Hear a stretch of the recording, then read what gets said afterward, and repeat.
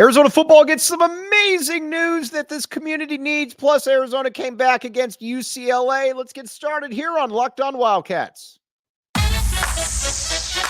You are Locked On Wildcats, your daily podcast on the Arizona Wildcats.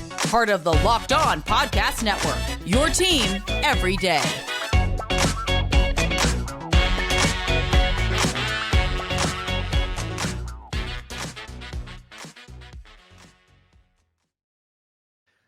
Thanks for keeping it Locked On Wildcats and making this your first listen of the day. This show is brought to you by FanDuel. Check it out. All right, now, Arizona, well, you know what? There's very few times when Arizona has an awesome victory, an awesome come-from-behind victory against UCLA, where we're only going to touch on that for a couple minutes, but guess what? That's what we're going to do. We're only going to touch on that for a couple minutes. All right, Arizona beats UCLA.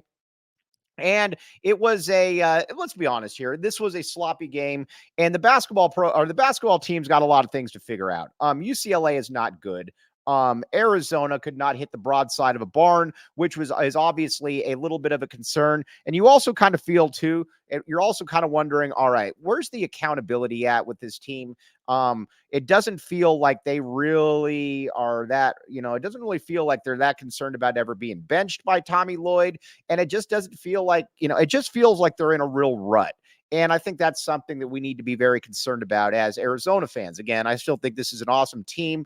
I love the roster, but there's a lot of question marks that are coming into play here. The first one is that the same things continue to go on. Kylan Boswell, again, is a good basketball player. There's no doubt about it, but Kylan Boswell is also not playing good basketball.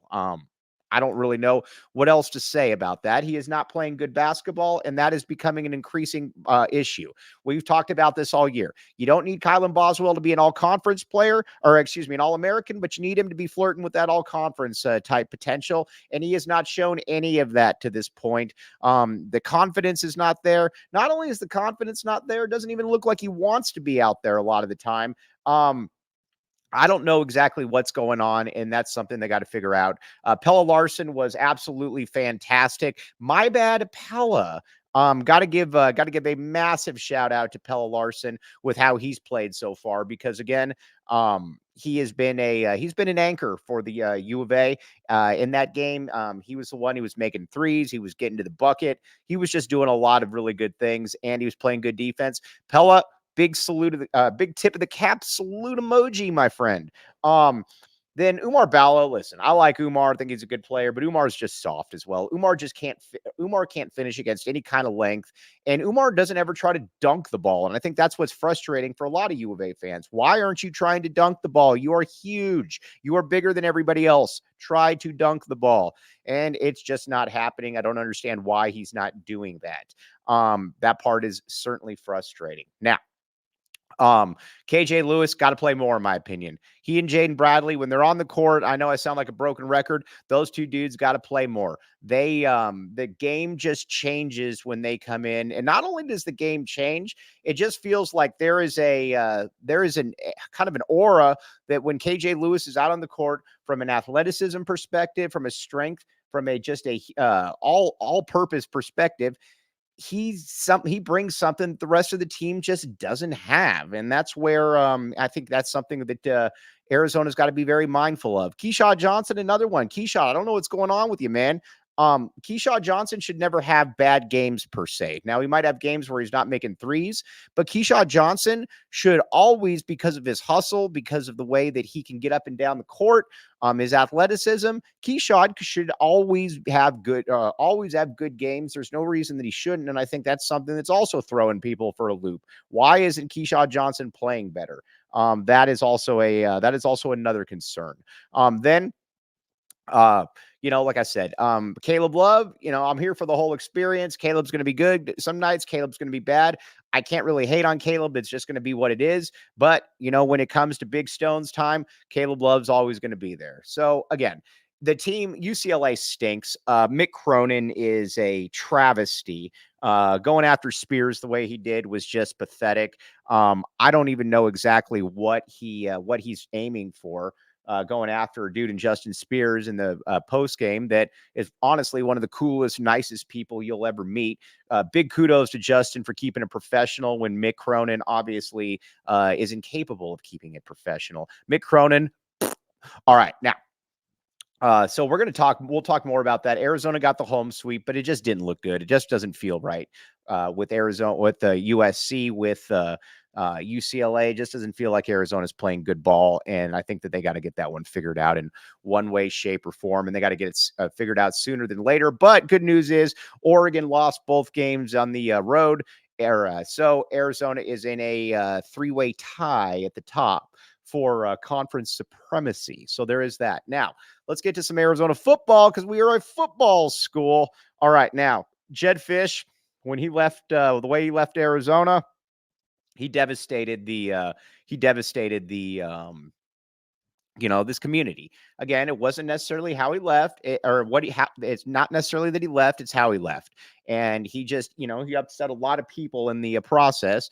And honestly, a lot of people that I think believed in Jedd. And that's probably on them for believing in Jedd. But at the same time, I think it's also frustrating for a lot of folks that Jedd Fisch did, that he left, and he left in the manner in which he did. So there is that. Now, I think with Brent Brennan, he came in and he has touched all the right buttons. I think the thing that's people like about him, though, is he appears genuine, and not only does he appear genuine, it appears that he wants to be here. That is no small task for, I think, a lot of Arizona fans, and that you get somebody that wants to be here. And honestly, he kind of just seems to go about things in the right way. We got to meet him at Media Day, and not only did he seem like a good dude, he also was kind of the guy who, how do I put this? He was just, like I said, it was impressive meeting him. It was impressive watching him. And he just said, listen, man, I'm ecstatic to be here. I was a GA. He's already starting to put his staff together. You got Josh Oglesby coming in, Bobby Wade back as wide receiver. Bobby Wade, one of the 4 best receivers in school history, in my opinion. That's nice to have him back. And again, a guy that kind of a Dick Tomey disciple. You get the sense with Brent Brennan that he will be here as long as he can possibly be here, because he likes being a University of Arizona coach, and he's going to embrace the moment. Now, there is a lot to like about the roster that he has inherited, and a lot of it is about the loyalty of the roster that he inherited. You have got a ton of players that could have made a lot of money going somewhere else, and they decided not to. And we are going to discuss all of that. But first, FanDuel. All right, check it out. FanDuel.com/lockedon. All right, now, in this day and age, everybody likes gambling. And not only does everybody like gambling, you like gambling where you got some skin in the game. And FanDuel is here for you. You know that your money will be good with FanDuel. And not only do you know your money will be good with FanDuel, FanDuel.com/lockedon, you can bet before the games. You can bet after the games. You can bet whenever you want. FanDuel has you covered. Again, all kinds of good stuff at FanDuel.com/lockedon. If you want to bet on Arizona football next year, take the over. You want to bet on Arizona basketball, this is the place to be. So again, check it out, FanDuel.com/lockedon.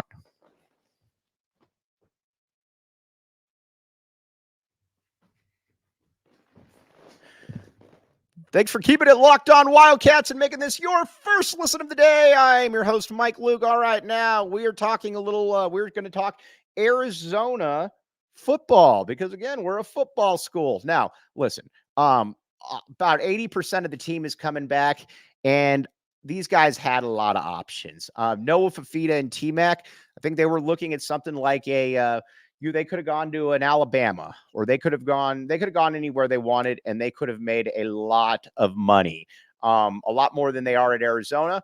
No, TMac is the best wide receiver in the country.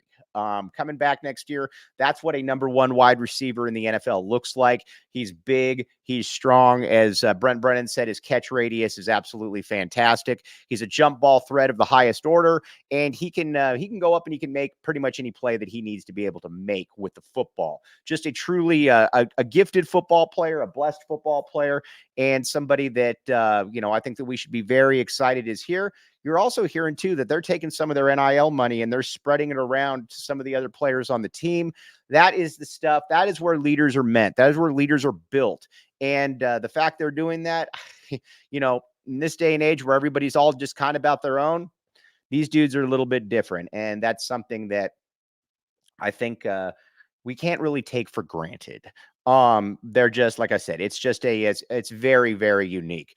Jonas Savaiinaea is the same way. Jonas Savaiinaea could have gone anywhere in the country and started. Jonas Savaiinaea could have gone to Georgia. Jonas Savaiinaea could have gone, like I said, anywhere he wanted, and he would have been a starter. He has decided to come back, and he has decided to back the A. We like that. But you look at the O-line outside of Polito, who I guess probably is going to Washington. I don't know. This team is pretty much intact on the offensive side of the football. Noah Fifita is back at quarterback. Then at wide receiver, you have Teteroa McMillan again, who I think is the best wide receiver in college football. You also have Kevin Green. You have Montana Lamonius Craig is coming back. Malachi Riley, a lot of different dudes. Looks like Kean Burnett is back as well. And then on the offensive line, you got back Jonas Savaiinaea, who is, just looks different than anybody out there. You got a Wendell Moy back. You got Josh Baker coming back as well. All these dudes are back. You got an Alex Deuced.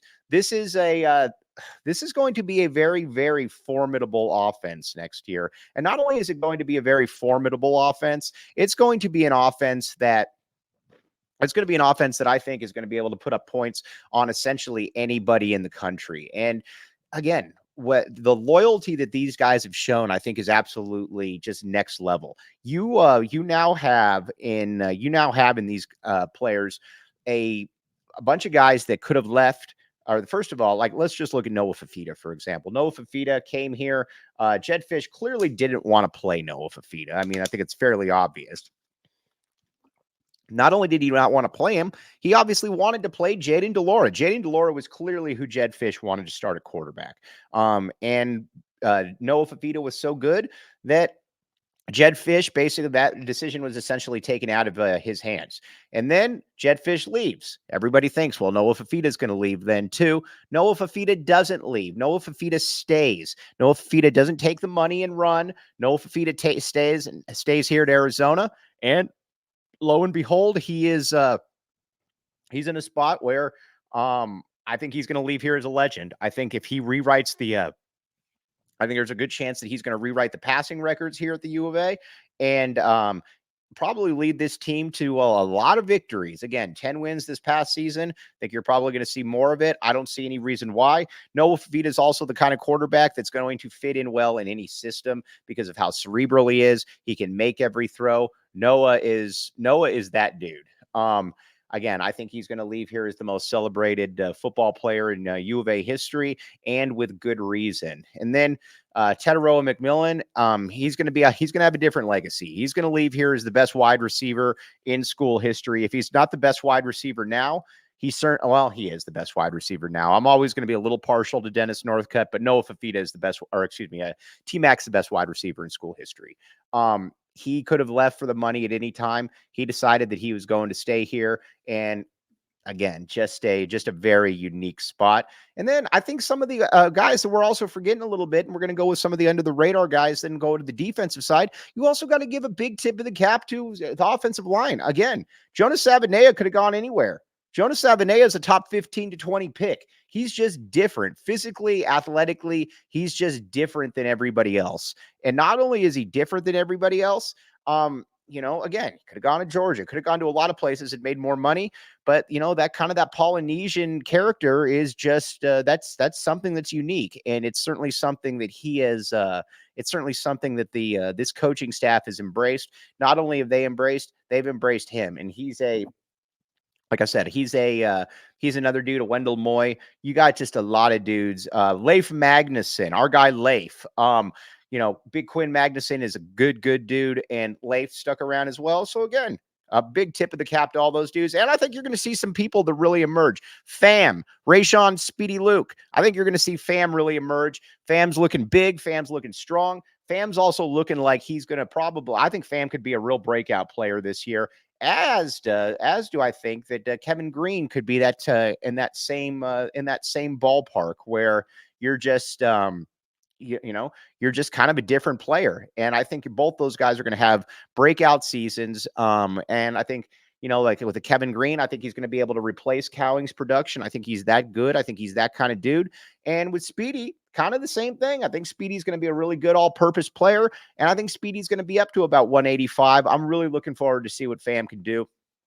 Then moving over to the defensive side, that's where it gets fascinating because a big part of it is obviously Jacob Manu is back, the linebacker extraordinaire, all-American type linebacker player, Jacob Manu. He is back, and he's somebody that Arizona desperately needed because he's the quarterback of the defense. Not only is he the quarterback of the defense, he's also the player that he just kind of makes everything happen. He's able to get tackles downhill. He doesn't get covered up by linebackers.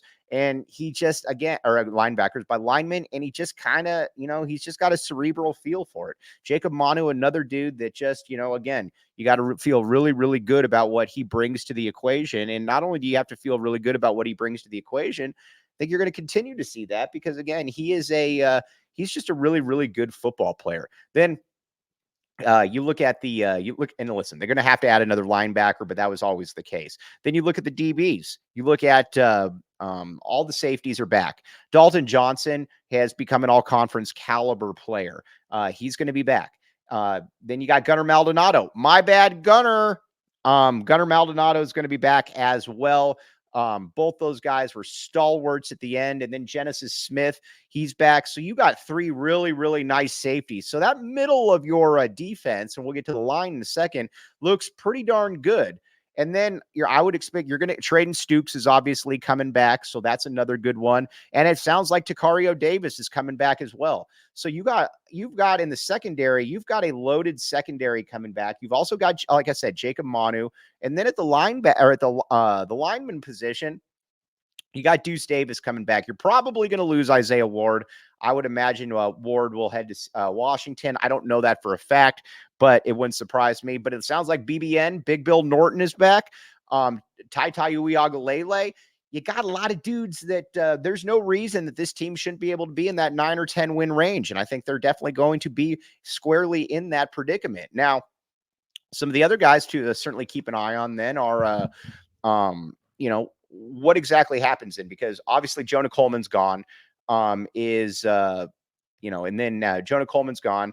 But what about Ephesians Prysock? I would imagine Prysock is going to go off to UCLA or to Washington. I don't know that for a fact, but it certainly feels like that. But we also got to give a real tip of the cap to somebody else on the other side.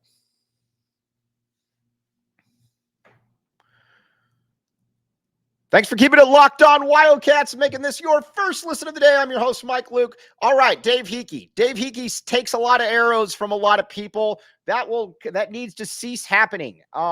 Every time something bad happens, well, Dave didn't know what was going on. And whenever something good happens, well, it happened in spite of Dave. This needs to stop. Jedd Fisch blindsided everybody by leaving the U of A.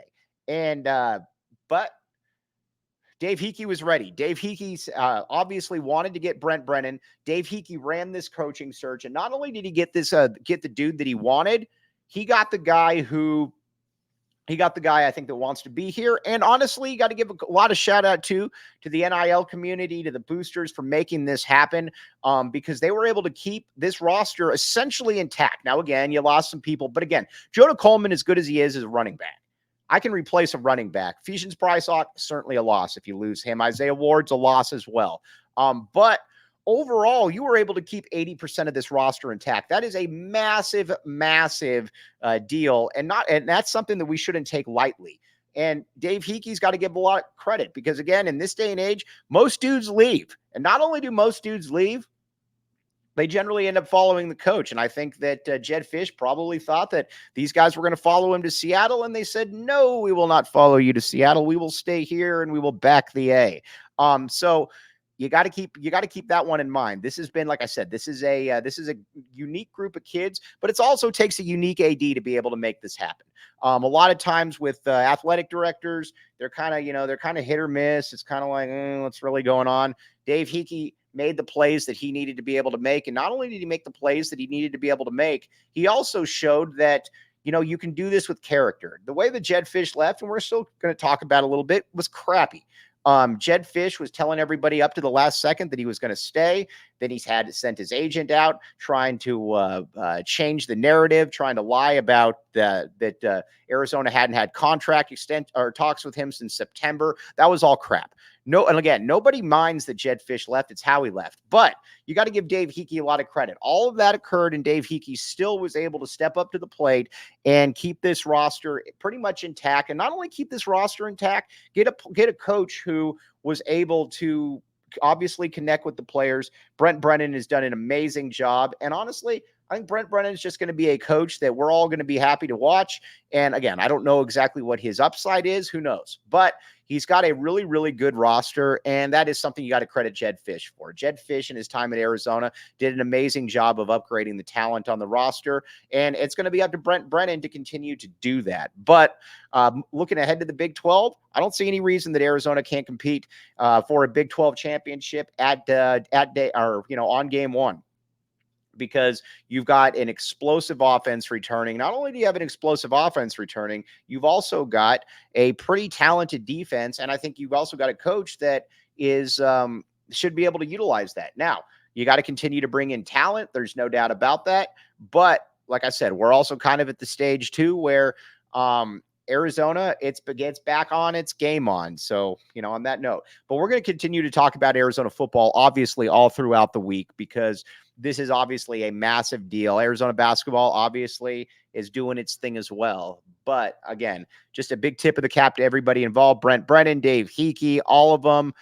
You all deserve that. But on that note, as always, appreciate you making Locked On Wildcats your first listen of the day. I am your host, Mike Luke. We will be back with you tomorrow. Bear down and back the A.